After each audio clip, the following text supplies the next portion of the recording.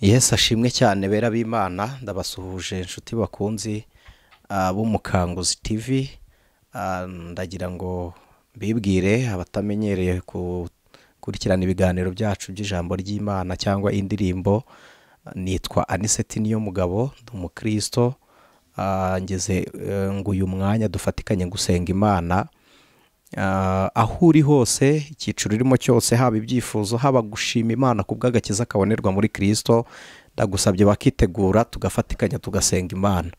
Mana Data wa twese iri mu ijuru, Imana se w'umwami wacu Yesu Kristo, Imana umuremyi wa byose, Imana iyoboye ijuru, isi ndetse n'ikuzimu, uravuga bakakumva. Imana yaremye ikirere ntawe uyifashije, Imana yadendeje inyanja mu bushobozi bwayo, Imana yera ipima urugero rw'umwuka w'ibihumeka, wawubika byose bigapfa kandi wawurekura n'ibipfuye bikazuka. Ndagushimiye, wihariye icyubahiro, wihariye ubutware, wihariye gukomera. Ingoma yawe niyo ngoma y'amahoro. Buri muntu wese ukwiringira wamusezeranyije amahoro kandi masa. Mana ushimwe, uyu mwanya nifatikanyije na buri muntu wese mu gihugu arimo, mu murenge arimo, mu mudugudu arimo, mu nzu arimo, mu kazi arimo, mu cyiciro runaka. Mwami, nifatikanyije n'isi yose muri rusange, mu bakubaha n'abakwizera, kugira ngo uyu mwanya tuvuge ngo uri Imana y'inyamaboko. Uri Imana y'inyamaboko. Igihe cyo gukora ku rupfu nibwo tugenera ubuzima, igihe twebwe twagize intege nkeya nibwo dushingisha ibirenge byacu ku rutare, igihe tudashobotse Mwami uradushoboza, urindire ko dushoboka kugira ngo tuyoboze umwuka wawe wera. Yesu Mwami, waritanze tutarakumenya, tutakuzi, nta makuru yawe, nta byanditswe dufite bikuvugaho, tudafite umutambyi utumenyesha iby'agakiza, tudafite igitambo dutambirwa ngo tubabarirwe, tudafite urusengero dusengeramo, tudafite Imana rurema, tudafite n'igihugu Mwami, tutari ubwoko, tutari ubuzima, dupfuye tuzize ibyaha n'ibicumuro. Udutekerezaho nk'abanyamahanga, uravuga ngo nimubeho roderai ebere sekita, uravuga ngo mubeho pendo wazo enemandia Mwami, uravuga ngo nimubeho, none tubayeho. Shimwe ni iryawe Yesu, tubayeho muri Kristo Yesu, turiho Mwami, tubayeho Mwami, tubayeho. Natwe dufite Imana rurema, dufite aho twinjira tukavuga. Natwe Mwami, ijambo ryawe nasomye ryarambwiye ngo nturagakorwa n'isoni zo kwitwa Imana yacu. Ndabigushimiye. Ni he handi twari kugera tukavuga iyo tutabona umucunguzi? Ninde twari kubwira intimba n'imibabaro yacu ngo abifata byikorere? Ninde wundi twari kubibwira? Ninde twari guhimvumba twari dufite? Ninde twari gutura umubabaro atari Kristo Yesu? Kandi ikintangaza gituma ngukunda, ikinezeza, waje nta invitation yacu twaguhaye, kuko twari tutaraka kumenya, uratwimenyekanishaho, turangije turakumenya. Ubishimirwe. Ugiye kugenda ubona ntidukwiriye gusigara nk'imfubyi, uravuga ngo nzabaha umwuka wera.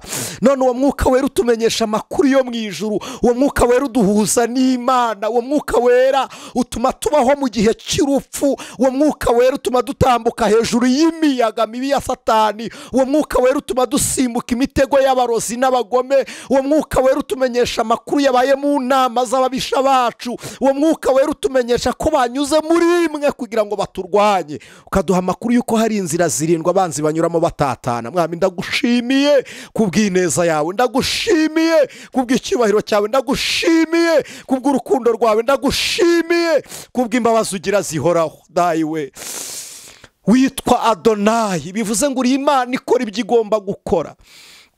Nta kiguzi na kimwe twaguha kugira ngo witwe data, nta gikorwa na kimwe twakora kugira ngo witwe data.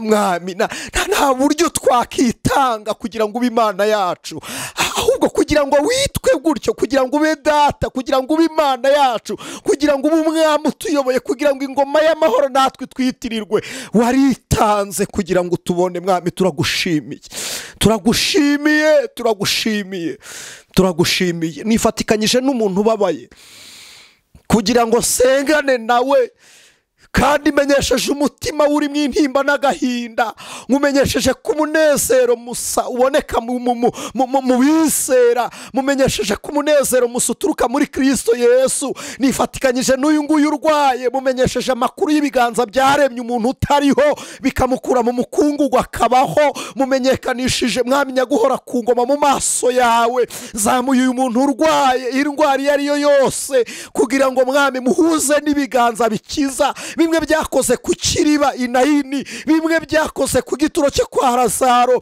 bya biganza bikiza byakoze ku maso ya Barutimayi, bya biganza bikiza byatobya kondo bigasiga ku mpumyi, bya biganza bikiza byageze i Betisayida. Mwami Yesu Kristo, menyesheje uyu muntu urwaye ko hari amakuru y'ubuzima bushya, mumenyesheje ko hari ukundi gukira, ushobora no gukunda ko umubiri utaha, mumenyesheje ibyiringiro byo kwambara umubiri utazongera kubabara. Izina ryawe nirihabwe icyubahiro, izina ryawe nirihabwe icyubahiro. Mbwiye uyu munyamibabaro ko Imana yacu igiremo umunezero, wowe uremeye Yabesi wagura imbago ze. Menyesheje uyu muntu wasuzuguwe ko Imana yacu igiremo icyubahiro, wakiremeye mwami nyaguhora ku ngoma Yefuta. Menyesheje uyu muntu utaruzwi ko Imana ijya imenyekanisha abantu, na Gidiyoni waramuzamuye. Menyesheje uyu muntu wagukoreye akagera igihe cyo kwiheba bitewe na situwasiyo y'ubuzima urimo, mumenyesheje ko ikiyoni cyagemuriye Eliya kigihari. Menyesheje umuntu wari ufite imbaraga zimwirukankana ko na Salomo yabaye umwami. Menyesheje umuntu wari ufite Goliyati umuri imbere ko Imana igihamagara Dawidi. Menyesheje Yesaya guhanura byananiraga ko Uziya ajya agera igihe cyo gupfa, ariko intebe y'Uwiteka Imana ikagaragara.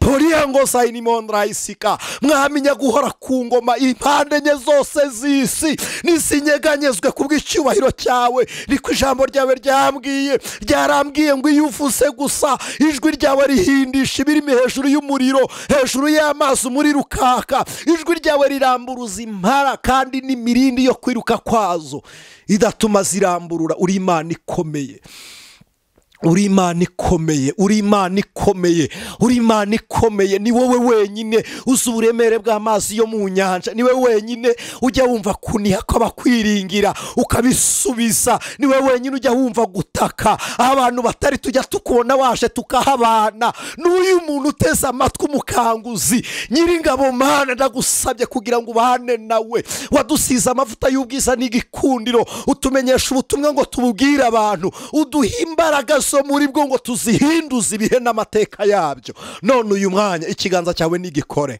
kuboko kwawe nikureme. Ni wowe Mana yonyine igiziga mu muhanda aho amaso ya Mose atareba habaga inzira, aho Kora Datari na Biramu batabonye inzira wari uyibitse. Wabwiye Mose ngo igisabwa ni kimwe, rambura ikiganza umuhanda uraboneka. Mwami uri Imana itangaje, kuri Yorodani uzi imbaraga ziri mu birenge by'abatambyi. Noneho dukandagiye hatari inzira, twaciye inzira kubwa Kristo watubambiwe, tuhaciye inzira kubwa Yesu wanesheje urupfu, tuhaciye inzira kubw'imbaraga z'agakiza. Uyu mwanya ndasenze kugira ngo buri muntu wese wari uri mu mubiri mumenyeshe ko hari icyumba cy'umwuka ubikwamo imbaraga z'agakiza. Mwami nyaguhora ku ngoma, umuntu waguye mwibukije icumu ryo mu rubavu rwawe, kuko wararitewe kugira ngo tubonemo inzira. Izina ryawe nirihabwe icyubahiro. Mana, ninde wundi ufite imbaraga zingana n'izawe? Ninde wundi wakura abantu muri Uriya Bakarudaya nk'uko wabikoze? Ninde wundi ushobora guhindura izina rya Yakobo akitwa Isiraheli uretse wowe?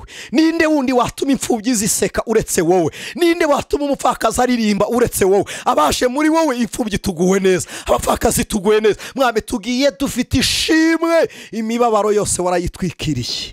Mwami uhimbazwe. Erega uru rugendo rubaye ruyobowe na Mose, twamuhamagara karambika inkoni kuri ubu buzima bugowe. Twamuhamagara Mwami nyaguhora ku ngoma. Uru rugendo rubaye rufite umuhanuzi nka Elisa, twamuhamagara izi ndwara akarambika y'ibirenge cyangwa se akatura ijambo ryiza kuri Yorodani. Mwami, abaye ari Joshua twamuhamagara tukamubwira ngo kuri Yeriko tuzenguruke gute. Ariko ubw'amakuru bose bakoresheje aturuka kuri wowe, ndagushimiye. Ijambo ryawe ryarambwiye ngo umwenda ukingiriza hera watabutsemo ngo buri wese ahigere, nta muhanuzi ukiri hagati y'umuntu n'undi. Mwami urakoze, hagati yawe n'abakwizera nta muntu ubamo ngo abikiraro kiguhuze. iyo umuntu umaze kumubyara ntabwo umureresha ahandi, aba umwana wawe akaba ku mugongo wawe, arira mu biganza byawe, akarya ku igeno ryawe. Mwami ndaguhimbaje kubw'ineza yawe.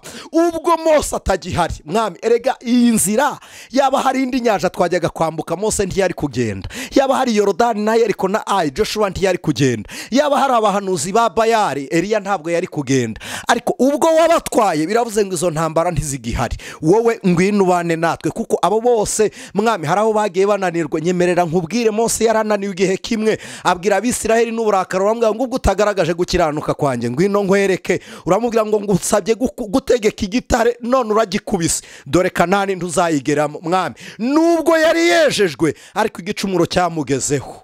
Eliya yigeze aryama munsi y'igitare avuga ngo yaba nari impfuye, aracogoragira ngo niwe wenyine uhari. Iryo naryo ryari ikosa. Mwami nyaguhora ku ngoma, nyemerera nkubwire, Joshua yavumye Yeriko kandi wari wahabahaye ngo bazahature. Buri muntu wese agira ikosa, ariko nta jambo ribi nigeze mbona ryaturutse mu kanwa ka Yesu. Mwami uri igitangaza.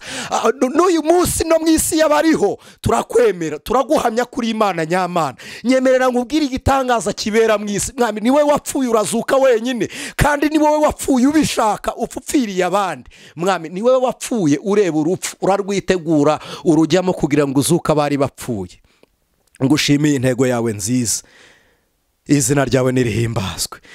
Dukijije izi ndwara, tumenyesheje umunyamibabaro ibyishimo, tumenyesheje uwariraga umunezero, tumenyesheje uwari utewe ko hari ubutabazi bw'Imana, tumenyesheje buri muntu wese mwami nyaguhora ku ngoma, ugira akazi kabize n'abatarizi. Uri Imana ifite ubuhungiro, ku buryo no kwa se wa Sawuli Dawidi habona icumbi akararayo amahoro, bugacya kandi bamuhigaga. Mwami buri muntu mu cyiciro arimo, uri Imana ijya imenya uko udufata. Ndagushimiye. Ntabwo mvuze ngo kiza uyu muntu bingana nuko arwaye, ahubwo mukize bingana n'imbaraga ufite zo gukiza. Ntabwo mvuze ngo tabara uyu muntu bingana n'ikibazo arimo ashobora kukivamo akagera mu kindi, ahubwo mutabare bingana nuko imbaraga z'ubutabazi bwawe zingana. Buri muntu wese umugerera ibimukwiriye bitewe nuko ubushobozi bwawe bungana. Ndabigushimiye. Izina ryawe nirihabwe icyubahiro kubw'ineza yawe mwami Yesu. Amen. Amen. Imana ibahe umugisha. Amen.